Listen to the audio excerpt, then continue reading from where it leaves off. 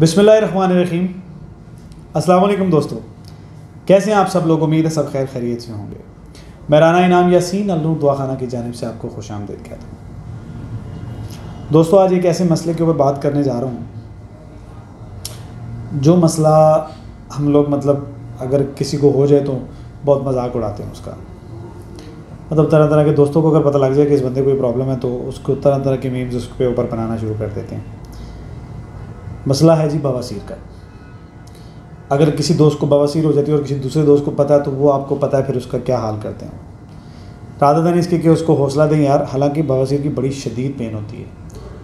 اگر آپ دیکھیں تو یہ ایک ایسی پین ہے کہ یہ انسان کی نا برداشت کرنے والی پین تک چلی جاتی ہے اگر یہ بگڑ جائے تو۔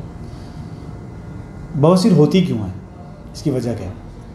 بیسیکلی بواسیر جو ہے نا وہ معدے کا مرض ہے، معدے کی وجہ سے ہوتی ہے۔ اور معدے کی وجہ سے کیوں ہوتی ہے؟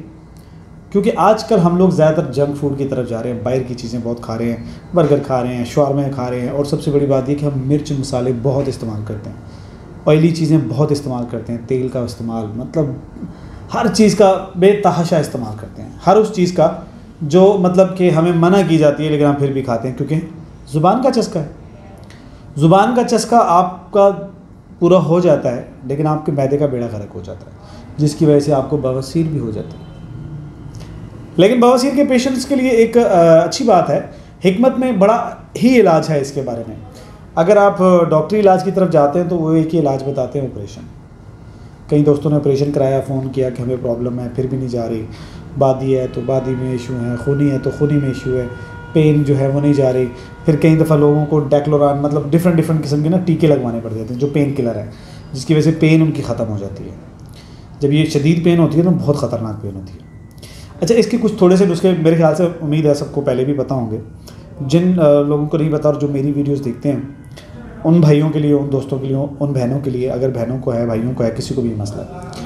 انجیر کا نام آپ نے سنا ہوگا، اللہ تعالیٰ نے انجیر کے بارے میں بہت کچھ قرآن مجید میں بیان بھی کیا ہے، ٹھیک ہے۔ انجیر آپ نے کیا کرنا ہے، انجیر کے جو 3 دانے ہیں آپ نے رات کو بھگو دینے ہیں پانی کے اندر۔ جب آپ اس کو پانی میں بھگو دیں گے تو آپ اس کو صبح تک ایسے ہی رہنے دیں۔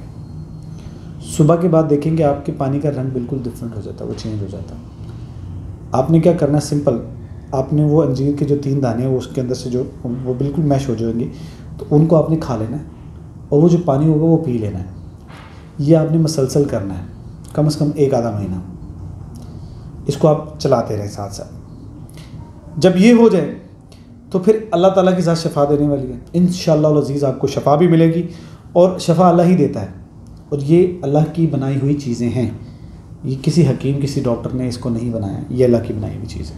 اللہ نے اس کے فوائد بھی بہت سارے بتائے ہیں، ٹھیک ہے۔ تو انجیر کا استعمال کریں۔ ہاں، کچھ ہمارے دوست ہیں جن کو شوگر کا ایشو ہے، شوگر کے پیشنٹ ہیں، ان کے لیے کیا ہے، اگر آپ شوگر کے پیشنٹ ہیں تو آپ کو اسم گول کا چھلکا استعمال کرنا چاہیے۔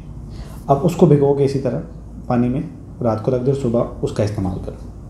انشاءاللہ العزیز آپ کو اللہ کی ذات صحت دے گی، آپ کی بیماری میں بھی آپ کو فیل ہوگا کہ کمی آ گئی ہے، بیماری ختم ہو رہی ہے آپ کو، ٹھیک ہے۔ تو جب آپ سب سے پہلے تو وعدہ کریں کہ آپ جنک فوڈ نہیں کھائیں گے، آپ تلی ہوئی چیزیں نہیں کھائیں گے، یہ سب چیزیں آپ نے چھوڑنی ہیں، تبھی جا کے آپ ٹھیک ہوں گے۔ امید ہے آپ کو میری یہ والی ویڈیو بھی پسند آئی ہوگی۔ Thank you very much. آپ ہماری باتیں سنتے ہیں، ان کے اوپر عمل بھی کرتے ہیں۔ مزید اگر آپ نے ہم سے کوئی ڈسکشن کرنی ہے تو آپ ہمارے دیے گئے نمبر پہ فون کریں۔ انشاءاللہ النور دعا خانہ آپ کی خدمت میں ہمیشہ کے لیے حاضر ہے۔ Thank you very much, so nice of you. اللہ حافظ۔